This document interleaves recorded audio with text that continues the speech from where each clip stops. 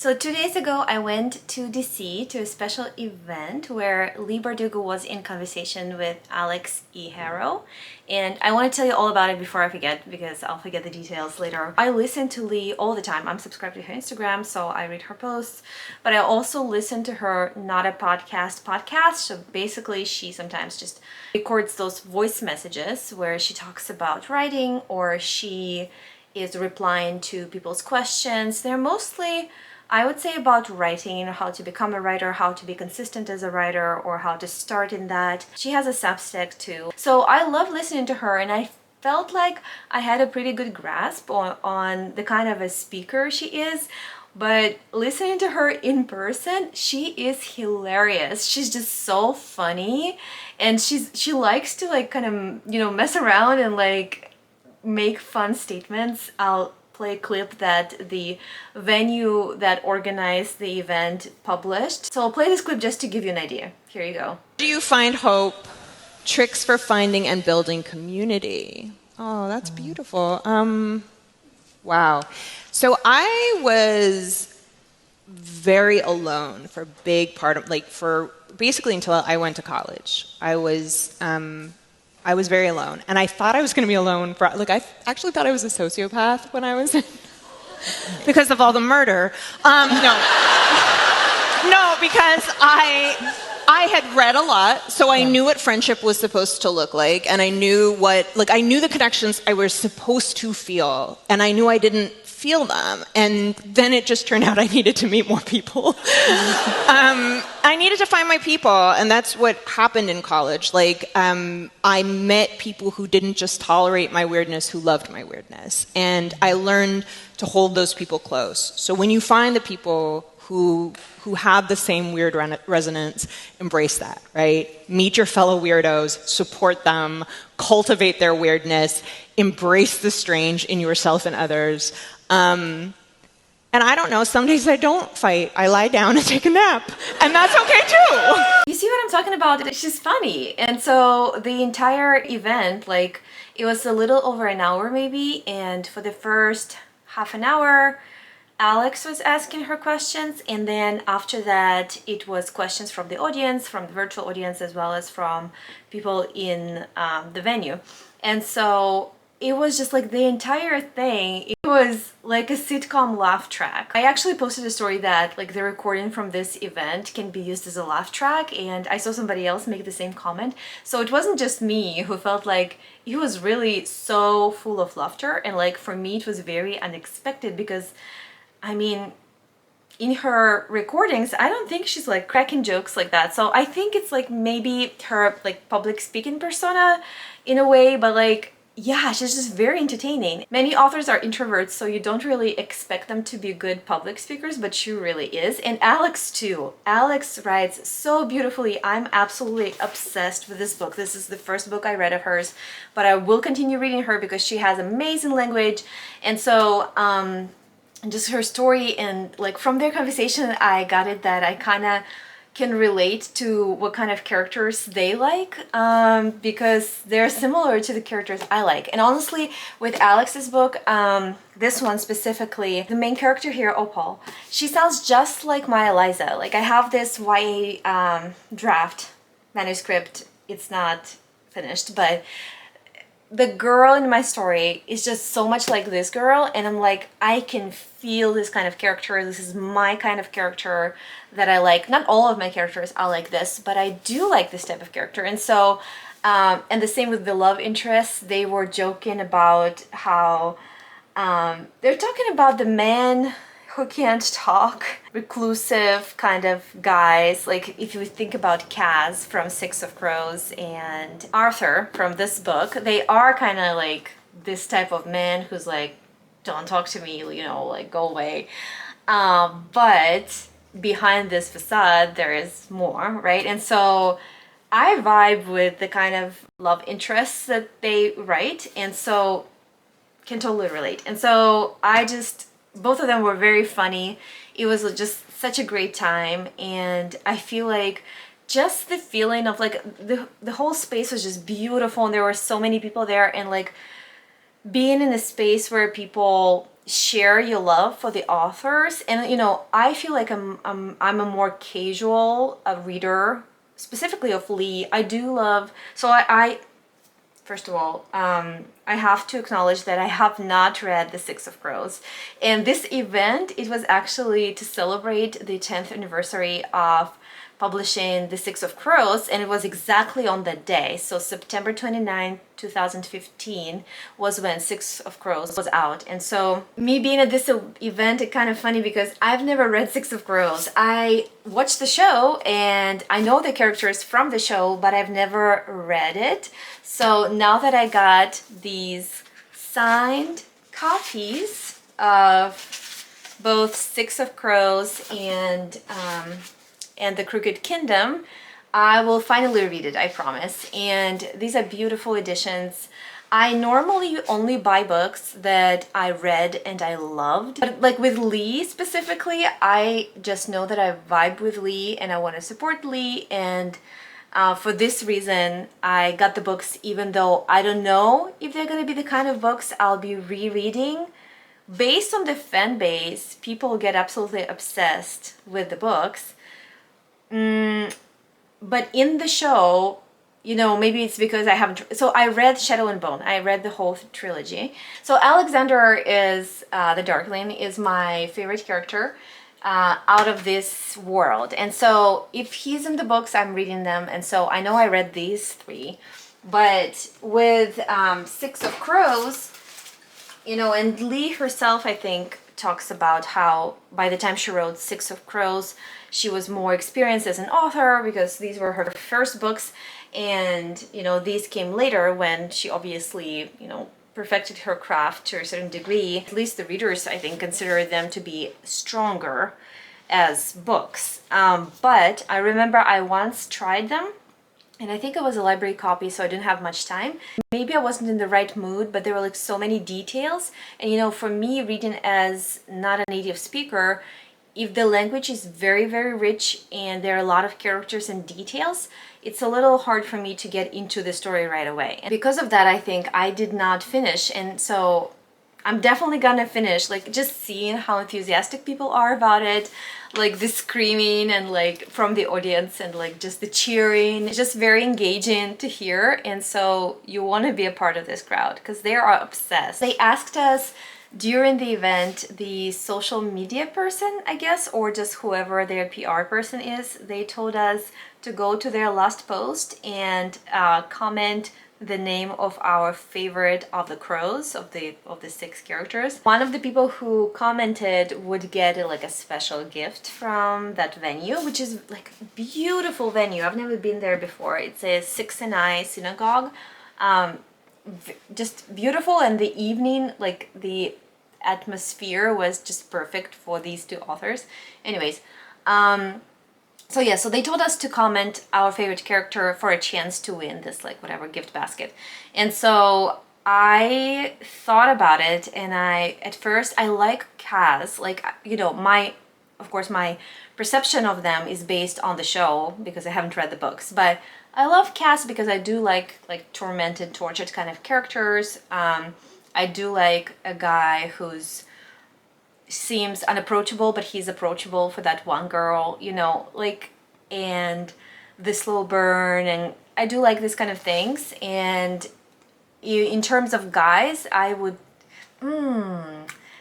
really into Matthias too, though, in the show, into their story. Their story is kind of similar, but not quite. It was more like aggressive banter. Now that I think about it, out of the boys, would it be Kaz or Matthias? It definitely wouldn't be Wylan or Jesper.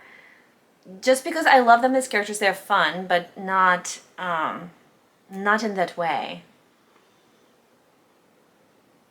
And Kaz is like so calculated, it's almost scary.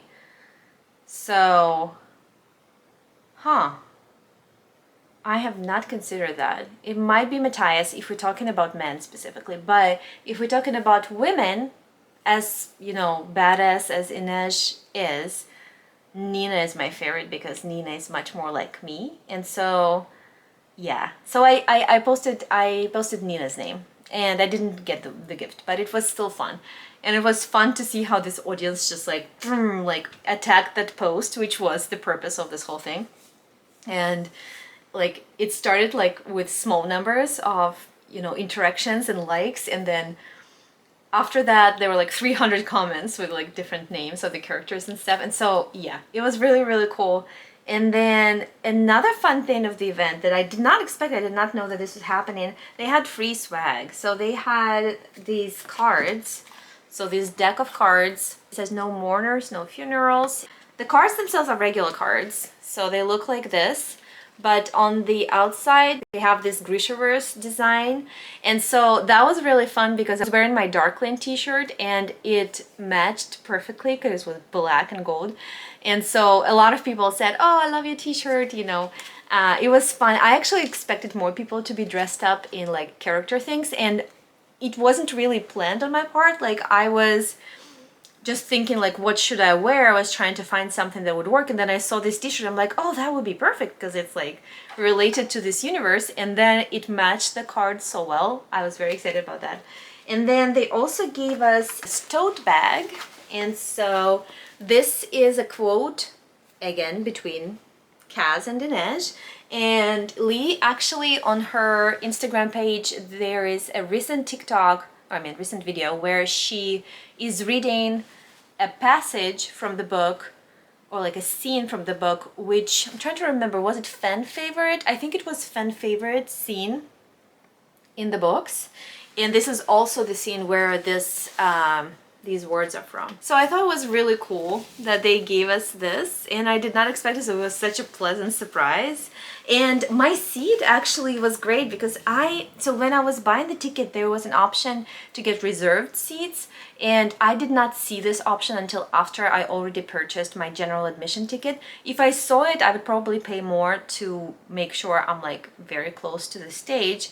But I came, so the doors opened at 6 and the event itself started at 7. So I came around 6 and there was a pretty long line, but I think people, like as they came in, some of them went straight to the auditorium.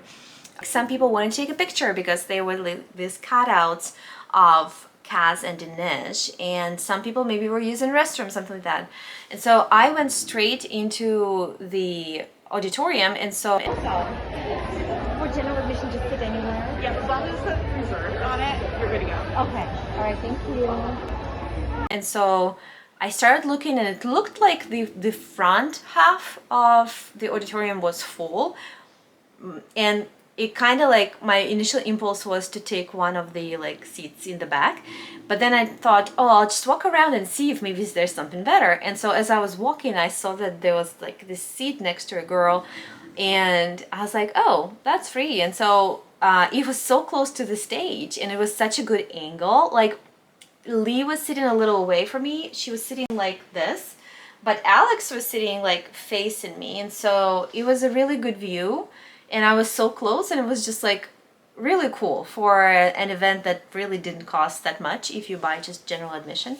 So that was pretty cool. And then I got lucky once again after, because they said if you are done, you can head out.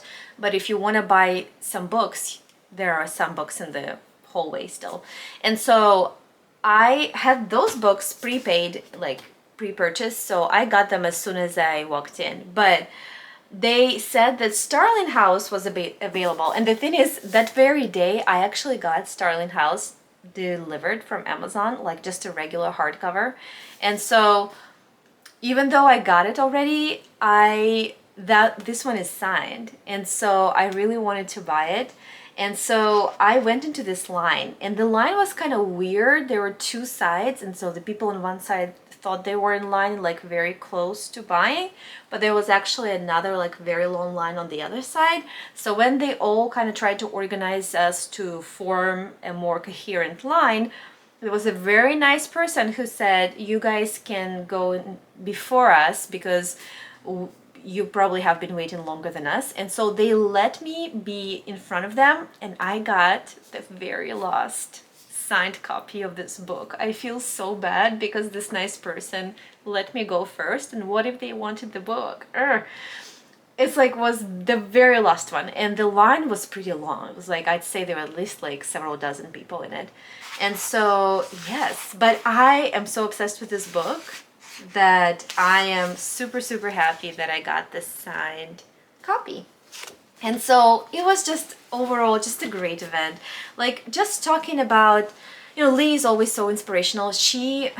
I find it that she's very, I don't know if that's her mission or it just comes out this way, but it feels like she cares about people exploring their gift and exploring their passion and fighting for this dream of writing a book and being a published author. And so I feel like she's always very supportive of beginner writers, and she's trying to, you know, share something that she wished she knew or that she thinks is the right approach.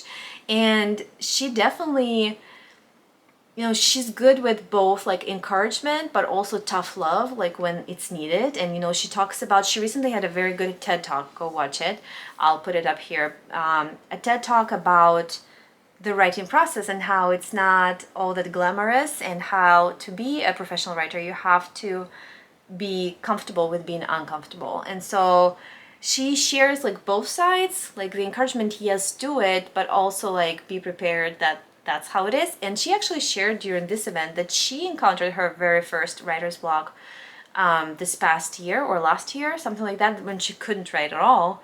And so it's just so great as an aspiring author, as an aspiring published author, because I am an author because I wrote a book, but as an aspiring published author, it's just so great to hear. And I really wanted to like stop the moment and soak it all in when she was talking, because to me it's like meditation, almost like mantra, because she's really like hitting those aspects that I feel like are stopping me or, you know, slowing down my process. And yeah, it was just very inspirational. And I remember one moment when she said that basically nobody's gonna come and tell you, you are chosen, you know, like we all love the chosen trope and how it's just like, oh, suddenly you're gifted in something and you become the main character.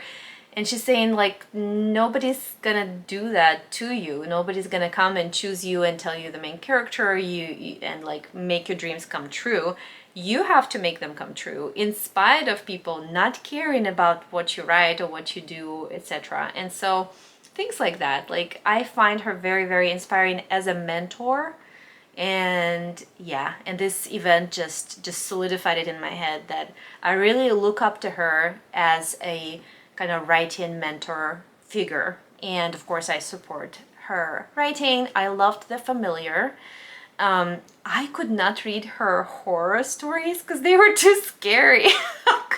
I tried to, but they were just too scary for me. I'm obsessed with like dark academia in general, like the vibe of it, and I love just like campus situations, like Gossip Girl, whatever. Like I just love like stuff that happens on campus, but it was too scary and I was not in the right headspace for that, and I wish I was, but it was like freaking me out, which means she's a good horror writer too. And so I couldn't get into that, but I did love The Familiar.